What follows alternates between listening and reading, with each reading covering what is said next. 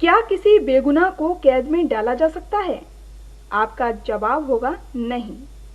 लेकिन ऐसा कारनामा आगरा में हुआ है। सड़क पर लावारिस अवस्था में मिली एक 14 वर्षीय किशोरी को उसके घर भिजवाने के बजाय उसे कैद में डाल दिया गया। 9 साल तक वह सलाखों के पीछे अपने जीवन के अनमोल पलों को बर्बाद होते हुए देखती रही और बाहर निकलने के लिए झटपटाती रही। उसे इंतजार था किसी मसीहा का जो उसे कैद से आजाद करा सके। आगरा के ह्यूमन राइट एक्टिविस्ट नरेश पारस उस बेबस युवती के लिए एक मसीहा बनकर आए और उसे जेल की सलाखों से आजाद कराया। हुआ यूं कि ह्यूमन राइट एक्टिविस्ट नरेश पारस को जानकारी मिली कि आगरा के नारी संरक्षण गृह में एक युवती पिछले 9 सालों से बिना अपराध के सजा काट रही है। जब नरेश पारस ने सूचना अधिकार कानून के तहत नारी निकेतन से जानकारी मांगी तो पता चला कि आगरा के एतमादपुर में एक 14 वर्षीय नाबालिग किशोरी लावारिस अवस्था में भटकते हुए मिली थी। पुलिस ने उसे एसडीएम के समक्ष पेश किया। किशोरी ने अपना नाम मुन्नी और पिता का नाम अहमद खान निवासी जयपुर बताया। एसडीएम के आदेश पर नैतिक संकट का हवाला देकर उसे नारी निकेतन में कैद कर दिया गया। वह रोती रही, बिलखती रही और घर भेजने का अनुरोध करती रही, लेकिन उसकी किसी ने एक ना सुनी। प्रशासन उसे नारी निकेतन में कैद करके ही भूल गया, जबकि जेजे एक्ट के अनुसार किशोरी की काउंसलिंग कराकर उसको परिवार में भेजना चाहिए था, लेकिन ऐसा नहीं हुआ। नारी निकेतन में केवल आईटीपी एक्ट में पकड़ी गई महिलाओं को ही रखने का प्रावधान है। वहां देह व्यापार में पकड़ी गई युवतियों को रखा जा सकता है। ऐसी महिलाओं के बीच में मुन्नी को रहना पड़ा। उसने अपने जीवन के 9 साल बर्बाद होते हुए देखे। उसने घर भिजवाने के लिए अधीक्षिका को सैकड़ों पत्र लिखे थे, लेकिन सभी पत्रों को रद्दी की टोकरी में फेंक दिया गया। आरटीआई के तहत नरेश पारस ने नारी निकेतन की अधीक्षिका से पूछा कि उसे अब तक घर क्यों नहीं भेजा गया। जवाब में बताया गया कि मुन्नी मनोरोगी है, वह अपना पता नहीं बता पा रही है।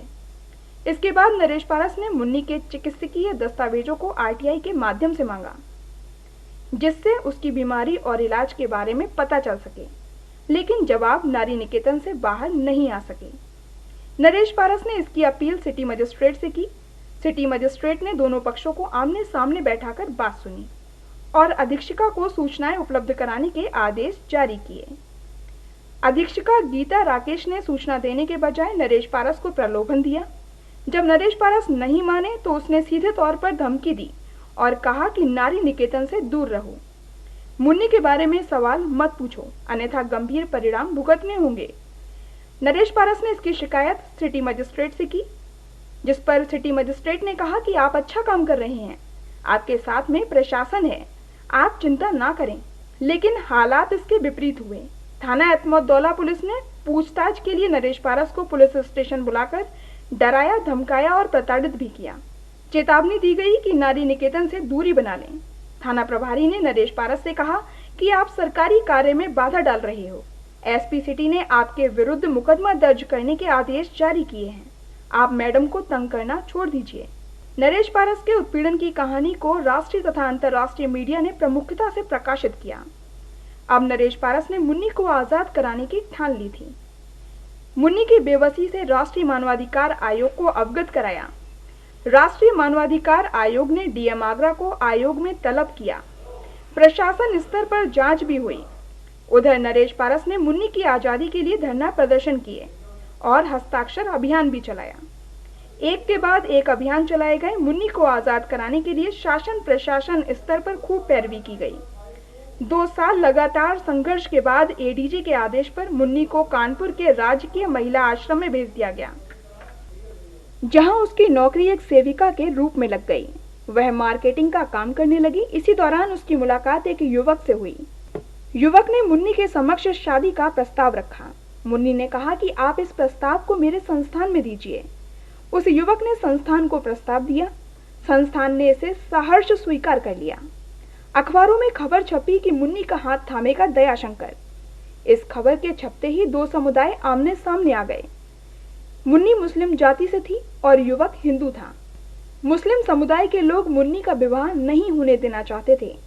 प्रशासनिक सूझबूझ के चलते मुन्नी का विवाह उसी युवक के साथ हुआ। नरेश पारस को इसकी जानकारी भी आरटीआई के माध्यम से ही मिली। आरटीआई के जवाब में बताया गया कि मुन्नी का विवाह हो गया है और वह सुखी जीवन व्यतीत कर रही है। यह जानकर नरेश पारस की खुशी का ठिकाना न रहा। नरेश पारस ने मुन्नी को कभी आंखों से नहीं देखा था, वह उससे कभी मिले भी नहीं थे। वे गैर मुस्लिम थे। बिना देखे बिना मिले धर्म मजहब की चिंता किए बिना मुन्नी की आज़ादी की जंग लड़ी।